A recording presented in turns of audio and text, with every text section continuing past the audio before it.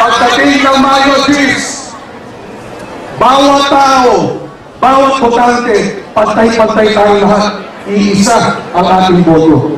Paano natin gagamitin ang kapangyarihan ito? Doon sa panandaliang kaligayahan, 500 piso, 1,000, o doon sa matagalan, magandang kinabukasan. Pag nakuha natin yung salapi, ilang araw, wala na ito. Ngunit ang pinili natin kung ang utang na loob ay sa kwarta. 3 taon, 6 na taon, tayo'y magdurusa. 3 taon, 6 na taon, sa pamamagitan ng bulok na pamamahala, lahat tayo, pati ang ating mga anak, magdurusa. Ngunit, kung tama ang paggamit natin sa ating kapangyarihan, piliin natin ang nararapat, piliin natin ang may paninindigan, piliin natin ang may prinsipyo at malinis sa pangalan.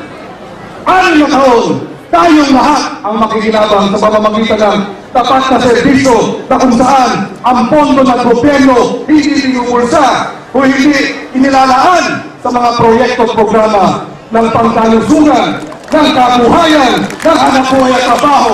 Lahat tayo makikinabang sa magandang pamamahala, malinis sa pamumuno na nasuporta ninyo pamumunuan ni President Noynoy Aquino, Vice President Mar Rojas, at ang ating 12 senador sa sasamang Lord's Lake. Tinitingnan po ang aming mga anak, tinitingnan po ang problema ng ating bansa, at tinitingnan po ang ating sarili.